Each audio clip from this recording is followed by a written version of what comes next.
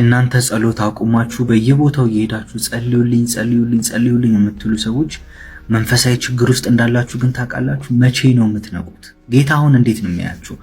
ልጄ በጣም በቃ ረሃብ አለበት፣ በቃ ያጸልይ ነው በየቦታው ስለ ቅባት ገብቶታል ልጄ ብሎ ነው ጌታ የሚያያችሁ? ነው ደክማችሁበታል እኮ ለጌታ።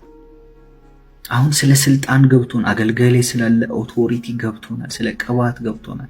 ከዛችን እውቀት ተጠቅመን የኛን የጸሎት ህይወት ሙሉ ለሙሉ እንጥልና ችግር ሲፈጠር የሆነ ሰው ጋር ሄዶ ማጸለይ፣ የሆነ ቢዝነሳችሁ ሲመታ የሆነ ሄዶ ዘይት ገዝቶ መምጣት። አሁን ሰው ዘይት ገዝቶ ይመጣል፣ የተጸለየበት ዘይት። ከዛ ንግዱ ስለተመታ የንግድ ቦታ ሄዶ ያፈሰዋል እዛ ቦታ። ምንድነው የሚፈጠረው? አጋንንቶች ያንን ዘይት አይተው በቃ ብለው የናንተን የተያዘ ቢዝነስ ለቀው ጥለው ይሄዳሉ።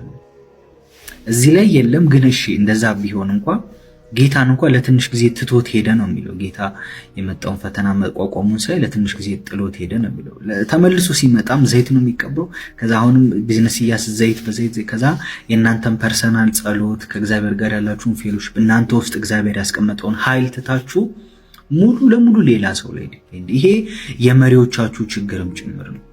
ከበላያችን ያሉ መሪዎች ራሳችንን እንድንችል ማድረግ አለባቸው። ከእግዚአብሔር ጋር ተሰፍተን እንድንኖር ማድረግ አለባቸው። አሁን ሃይማኖተኝነት ነው የሚመስለን፣ አይመቸንም። እንደዚህ አይነት ነገር ተሸውደናል፣ በቃ ተበልተናል። በጣም ሪቫይቫሉ የዘገየብን ለዛ ነው። በቃ ያችሁ አንድ መሪ ከእግዚአብሔር ጋር ፌሎሺፓችሁን እንዴት አድርጋችሁ ማጠንከር እንዳለባችሁ ሊያስተምራችሁ፣ እንዴት መጸለይ እንዳለባችሁ፣ እንዴት ማንበብ፣ እንዴት ወርሺፕ ማድረግ፣ ችግር ሲፈጠር እንዴት በኢየሱስ ስም ብላችሁ በጠንካራ ጸሎት ያን ነገር እንደምታፈርሱ ለእናንተ ማስተማር አለበት። ልክ ስትጎዱ እሱ ጋር የሆነ ነገር ሲፈጠር እዛ ጋር ይላል የሆነ ነገር ቃል ካልወጣባችሁ አይስተካከልም። እንደዚህ ጋር ስፍት እንድትሉ ከተደረጋችሁ ይሄ ችግር ነው፣ መንፈሳዊ ችግር ነው። ብዙ ጊዜ አስተምራችኋለሁ አይደል? እዚህ ላይ ስለ አንደበት ኃይል አገልጋዮች የሚናገሩብን ነገር እንዴት እንደሚሰራ ብዙ ጊዜ አስተምራችኋለሁ። እኔ እነዛን ነገሮች ስለማልቀበል አይደለም። አገልጋይ በዘይት ቢጸልይላችሁ መጽሐፍ ቅዱሳዊ ነው። ያዕቆብ ላይ ተጽፏል።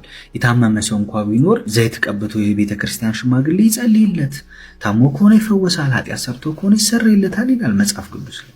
አሁን እሱን ጸሎት እንትን እያልኳችሁ አይደለም፣ ግን ሁልጊዜ ችግር ሲፈጠር የምታጸልዩ ከሆነ የሆነ ነገር የምትረጩ የሆነ ነገር የምታረጉ በተለይ ገዝታችሁ ደግሞ ከሆነ እና ምን ያህል ከመንፈሳዊ ነገር እንደራቅን ነው የሚያሳየው። እግዚአብሔር ደስተኛ አይደለም በዚህ። የራሳችሁ መንፈሳዊ ህይወት ቢውልድ አፕ እንድታረጉ ውስጣችሁ እግዚአብሔር ያስቀመጠውን ኃይል እንድትጠቀሙ ነው የሚፈልገው ጌታ። የሆነ ነገር ላይ እየሮጣችሁ የሆነ ነገር ሲፈጠር መንፈሳዊ ነገሩ ጠንከራ ያለ ሰው ስታገኙ እባክህ ጸልይልኝ ጸልይ። እግዚአብሔር በቃ ቤቢ እንደሆናችሁ ነው የሚያው። መቼ ነው ልጆች የሚነቁት? መቼ ነው ቀጥሎ ለሚመጣው ሪቫይቫል የሚዘጋጁት ነው የሚለን ጌታና እባካችሁ ወደ ፐርሰናል ፌሎሺፕ ተመለሱ። ከእግዚአብሔር ጋር ወደምታሳልፉት ታይም ተመለሱ። በራሳችሁ መንፈሳዊ ዓለም ዲስከቨር ማድረግ ጀምሩ። ጥገኛ ከሆናችሁበት ነገር ተላቀቁ። አብዛኛው ነገር እናንተን ከጠንካራ የጸሎት ህይወት ወደኋላ የሚያስቀራችሁ ነገር ነው። ጸሎት እንድታቆሙ ነው የሚያደርጋችሁ። አሁን የሆነ ነገር ይዤ ሳረግ ነገር የተስተካከለ ቃል ከጸሎት ወደኋላ እንድቀር ነው የሚያደርግ። ጠንካራ የጸሎት ኢቨን እንደዛ የሚሰጧችሁ ሰዎች አሁን የተጸለየበት ነገር የሚሸጡላችሁ ሰዎች እኮ አሁን እነሱ ያን ነገር እኮ አይጠቀሙትም። አስተውላችኋል? እነሱ ያን ነገር አይጠቀሙም። እነሱ በጸሎት ምናልባት የሚጸልዩ ከሆነ እነዛ ሰዎች በጸሎት ነው ነገሮችን ፊክስ የሚያደርጉት እንጂ እንደናንተ የሆነ ነገር አይረጩም እነሱና ሾርት ከት አትፈልጉ። በሾርት ከት የሚስተካከል ነገር የለም። ለዛ ነው መንፈሳዊ ህይወታችሁ ከጊዜ ወደ ጊዜ እየደከመ ያም ዘይት የተቀለቀለቀውም ስራ እየቀረ እየደከመ እየተበላሸ ሄደው። ለዚህ ነው መጽሐፍ ቅዱስ ላይ የተቀመጠው ነገር ጄኑዊንሊ መቀበል። አገልጋዮች ቢጸልዩላችሁ ዘይት ቀብተው ቢጸልዩላችሁ መልካም ነው። ግን የጸሎት ህይወታችሁን ጥላችሁ በየቦታው እየዞራችሁ እንደዚህ አይነት ነገሮች የምታረጉ ከሆነ አይበጃችሁም። ከጊዜ ወደ ጊዜ እያደከማችሁ ከመንፈሳዊ ነገር ወደ ኋላ እያስቀራችሁ ነው።